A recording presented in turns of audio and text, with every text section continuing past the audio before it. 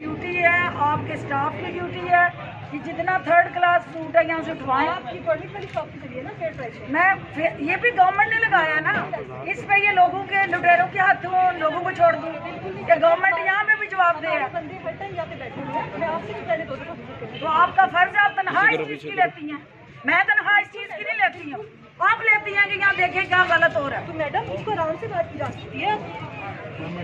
शदीद रश है, आप जरा देखिए। आप तो रश सबके लिए है, आपके लिए आप कोई आसमान से उतरी हुई है? बिल्कुल आसमान से नहीं उतरी हूँ। ये बाकियों के लिए रश नहीं है, आपको ज्यादा जान अजीज है, सबकी जान एक जैसी इम्पोर्टेंट है। आपकी हरकतें ही नहीं है ऐसी वाली। जिसने गैरत ने आपको लगाया उससे पूछते हैं, ये तरीकाकारी नहीं है तुम्हारा। तुम वीआईपी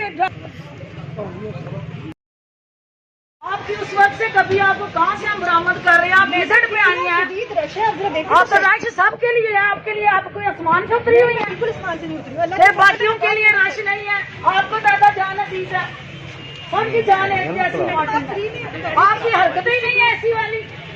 जिसने गैरत ने आपको लगाया उससे पूछते हैं, ये तरीकाकारी नहीं है तुम्हारा।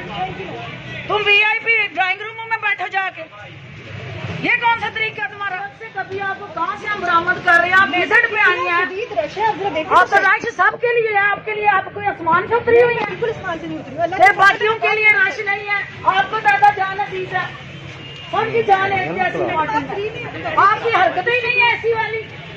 जिसने गैरत ने आपको लगाया उससे पूछते हैं, ये तरीकाकारी नहीं है तुम्हारा।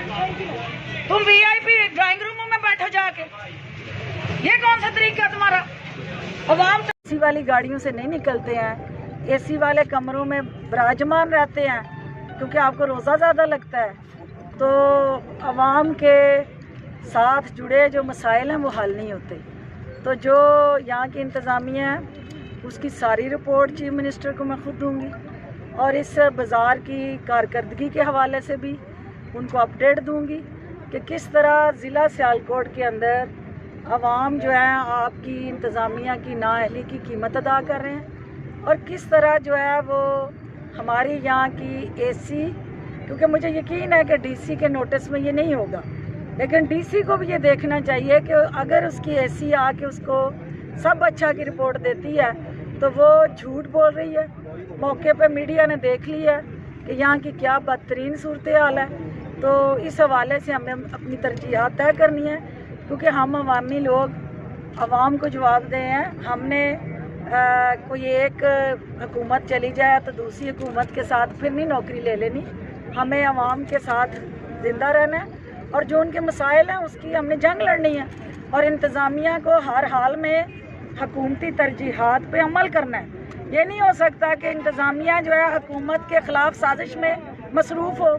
मैं ये समझती हूँ कि ये जो इस वक्त इस बाज़ार के अंदर नाकस सूरत हाल है ये इंडिकेट करती है कि इंतज़ामिया किसी साजिश के तहत इस शहर के अवाम को हुकूमत से मुतनफ़र करवा रहे हैं और जो बाकी शहरों में इंतज़ामात हैं, सिटीज़न एल्डर सिटीज़न जो बुज़ुर्ग शहरी हैं उनके बैठने के लिए इंतज़ामात है, वहाँ अच्छी टेंटेज है, बाज़ारों के अंदर प्रॉपरली लोगों को लुक आफ्टर किया जा रहा है।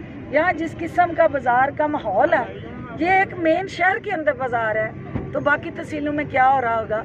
अब बाकी 3 तहसीलों में भी हमने देखना है कि वहाँ के एसी क्या कर रहे हैं और ये एसी अगर ये सूरत हाल है तो फिर ये मैं समझती हूँ कि ये हुकूमत के वेल विशर्स नहीं है, ये लोग किसी एजेंडे के तहत यहाँ ये सब कुछ कर रहे हैं और ये हुकूमत को बदनाम करने की साजिशों का एक हिस्सा है।